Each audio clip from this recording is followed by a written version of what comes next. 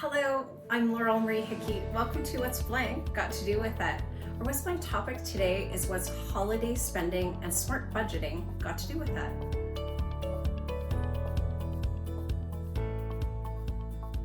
Holiday season is approaching. Gosh, time goes by so quickly, but it is near the end of the year and the holidays are coming up. I know we're excited. I'm excited.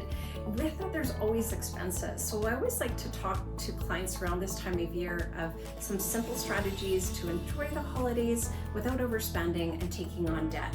If budgeting is important to you, it's a conversation that we like to have. Something that I have always done is put a dollar budget on how I'm going to spend my money over the holidays.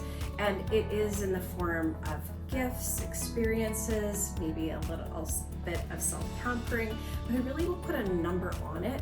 This is something that I have done for decades. I always like to know roughly what I'm going to spend over the holiday season. So this habit was born when I would review my income and essential expenses and determine what I could spend.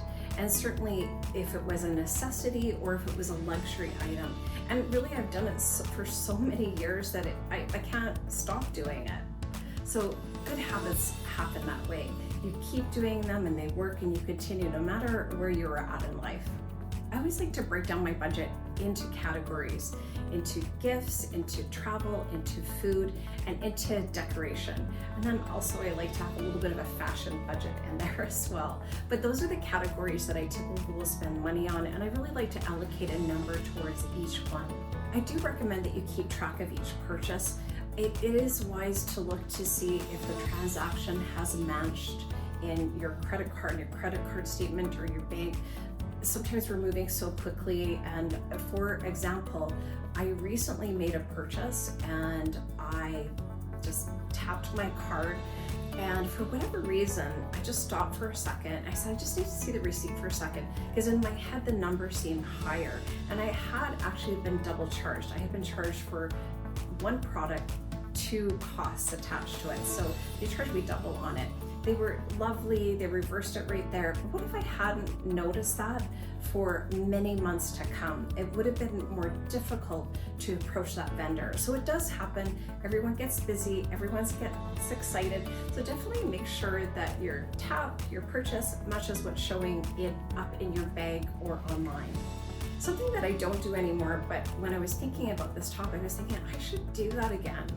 I used to take an entire day off. It was usually December 21st or 20th.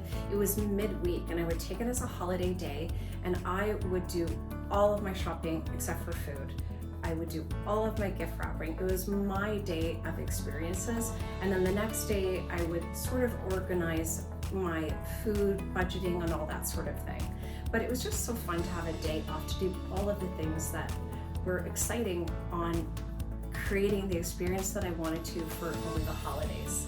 Something I do incorporate now with the holidays is we have a secret gift exchange. It's usually an amount that everyone agrees on that we want to spend, because we have so many people that we're hosting over the holidays or we're guests at, and so it can be really overwhelming. So I really love a secret gift exchange. And it's really fun to get to know the person that you were purchasing the gift for. Also, another celebration that I go to, there are no gifts, and it is a potluck party. And so that's fun as well, because you kind of know what everyone is bringing, but you really don't, and there's always a surprise. And so potluck parties, that's another way to also provide a gift. It's a gift of food, a gift of time, a gift of experience. I recently did a video on the BNPL, buy now, pay later.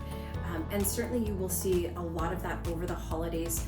High interest rates can impact your purchase. So with the buy now, pay later, you have that, but you have to look at the full cost of what that gift was, whether it to be yourself or to someone else. So if you do need extra funds, look for possibly another way of obtaining that instead of the buy now, pay later. But certainly read the fine print, look at what the total cost would be if you were to utilize that sort of payment. Another smart thing to do is to plan for next year. I kind of do this one unintentionally. If I am participating in a subscription box and I receive an item, I go, oh yeah, that's for my gift pile. That's my gift pile. So when it comes to the time of year, birthday, holidays, whatever it is, I kind of have a little box of gifts already that I choose from. They're things that I love, that I would love myself, but that I'm going to give to someone else, or just, oh, I can see this would be great for this person, or this anniversary, or this holiday.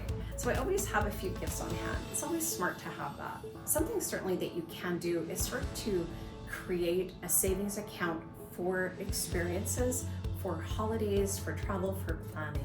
So when you're making monthly contributions on a regular basis, it can really make a difference. So when you do have that event, it's not like a big amount that you have to take out of your savings account or put on a credit card.